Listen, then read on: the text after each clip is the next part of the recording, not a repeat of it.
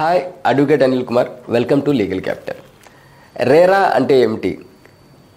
Real estate regulatory authority అంటే మనం ఏదైనా ఫ్లాట్ కొనాలనుకున్నా, లేకపోతే ఏదైనా కన్స్ట్రక్షన్లో ఉన్న బిల్డింగ్లో ఏదైనా ఫ్లాట్ తీసుకోవాలనుకున్నా బయ్యర్స్ చెక్ చేయాల్సిన మొట్టమొదటి విషయం ఏంటంటే బిల్డర్స్ దగ్గర నుంచి హెచ్ఎండి అప్రూవల్ ఉందా, హుడా అప్రూవల్ ఉందా, లేఅవుట్ అప్రూవల్ ఉందా, డీసీపీసీ అప్రూవల్ ఉందా అని ఫస్ట్ రేరా వెబ్సైట్లో చెక్ చేసుకోవాలి.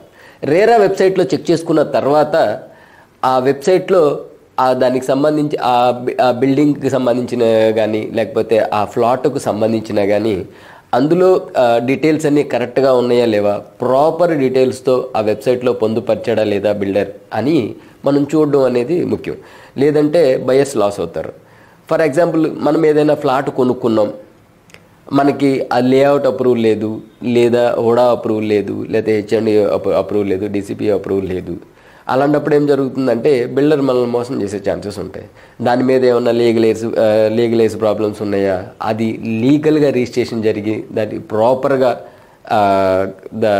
ప్రాపర్గా దాన్ని రిజిస్ట్రేషన్ చేసుకుని ప్రాపర్గా ఫ్లాట్స్ వేసారా లేదా, ఈ రేరా వెబ్సైట్లో అతను రియాలిటీ సంబంధించిన విషయాల్ని పొందుపరచాల్సిన అవసరం ఉంటుంది.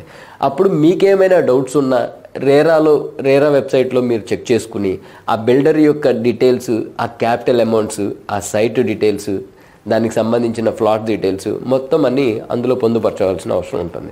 అప్పుడు మీరేమైనా మోసపోతున్నారా, మోసం జరుగుతుందా అని ఆ వెబ్సైట్లో తెలిసింది. ఒకవేళ ఆ బిల్డర్స్ నిజంగా మిమ్మల్ని మోసం చేస్తున్నాడు అనుకోండి, అప్పుడు మీకు తెలిసిన విషయాలను బట్టి అప్పుడు మీరు వెళ్ళి మాకు ఈ ఫ్లాట్ వద్దు, మాకు రీపేమెంట్ చేయండి అన్నప్పుడు మీరు కొంతకాలం అతను మిమ్మల్ని ఇప్పుడిస్తా అప్పుడిస్తా అమౌంట్ అని చెప్పేసి మిమ్మల్ని మోసం చేసే అవకాశం ఉంటుంది.